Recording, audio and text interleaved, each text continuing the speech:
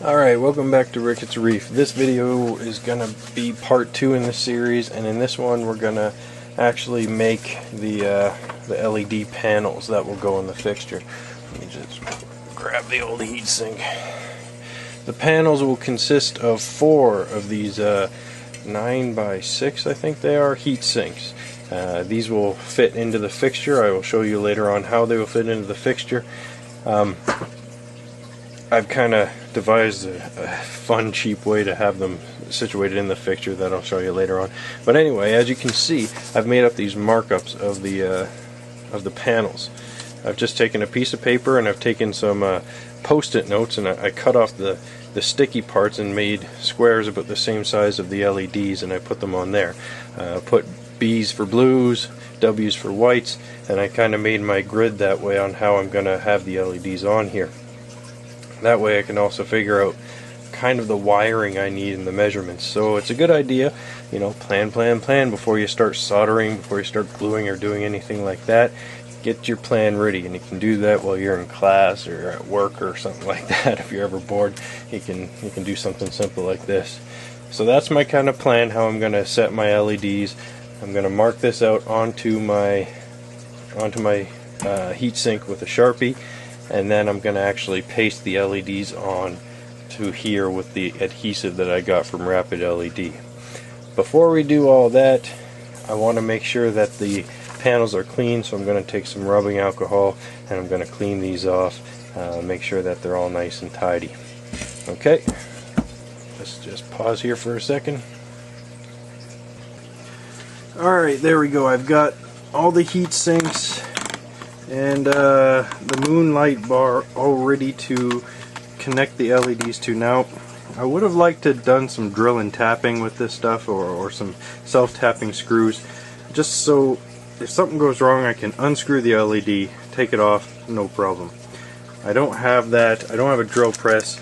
I didn't get heat sinks that have holes in them for screws and stuff like that.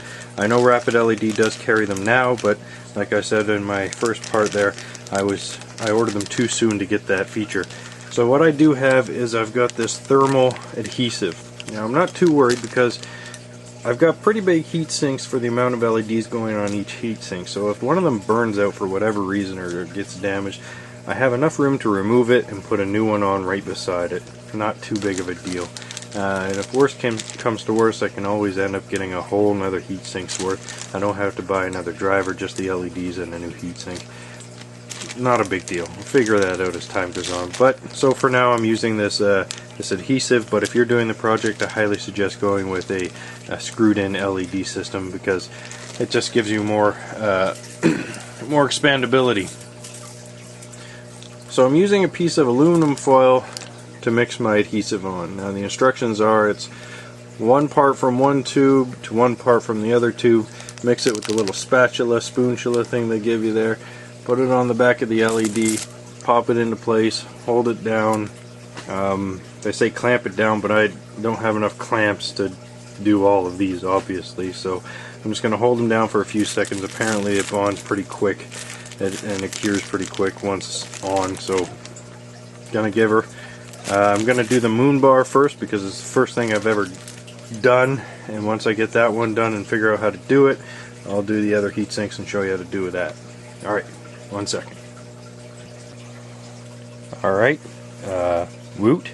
I've got all the whites placed and ready to go. Now I've got my tin foil to mix my adhesive for that.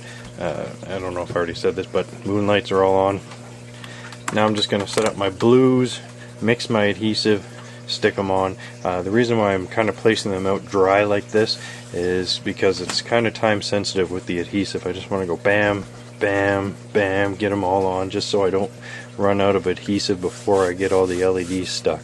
With it being a nice smooth surface, you really don't need that much adhesive on the bottom of the LED, just a nice thin layer. Okay, I'm just going to go and set up the blues. And there we have it. I've got all the blues and all the whites dry placed. The only other problem I've run into here is, I don't know if you can tell, but Rapid LED makes this whole process look like I'm going on a bit of a bender. I got all these friggin' baggies, and I've got these syringes, and I've got bits of folded up tin foil. I don't know if your loved one or a wife comes down, they might end up trying to take you to a meeting or detox, but just explain you're working with LEDs and everything's okay. Now I'm going to mix up my paste. I'm going to paste them all down. You don't really need to see that. It's kind of self-explanatory. It's just like in elementary school with the old glue stick, making shapes and putting them on a piece of paper. So I'm going to paste them down, and I'll show you what it looks like afterwards and talk about any problems if I have them. Alright, one sec. Okay, for those of you using the thermal paste, I'm going to quickly show you how to mix this. Best way to do is little tiny globs. You can kind of measure out your globs by putting them side by side. Once you've got your two almost identical globs, take your syringes of paste and kind of measure where these two bottom parts are. If they're near identical, then you know that you're still spot on. The reason why I only do this little bit at a time is because the stuff dries up pretty quick, and if you use a lot, you waste it. Mix it up, put it on the bottom of your LED, stick it on, push it down a little bit, wiggle it, and that's it. Move on to the next one. And that's it. That's how you use the thermal paste. Like I said before, if you can, go with the drilled heatsink. Alright, there we go. All the LEDs are secured to their heat sinks. It was a lot easier to put these ones on without the wires attached, so I highly suggest do that. But if you're going to do that, make sure you tin your plus and minus connection pads before you attach them to a heat sink. If you try to do that afterwards, it's going to be really hard to make your connections later on with your wire. It's going to be really hard to get those pads soldered and tinned on there to make your connections. So yeah, if you're going to do that, tin your LEDs before you connect them to the heat sinks. Anyway, that's that. End of part 2. Come back later, part 3, and I'll show you how to wire them. And then probably part 4, I'll show you how to connect them all to the drivers. And then part 5, I'm going to mount them in the fixtures. So stay tuned for that.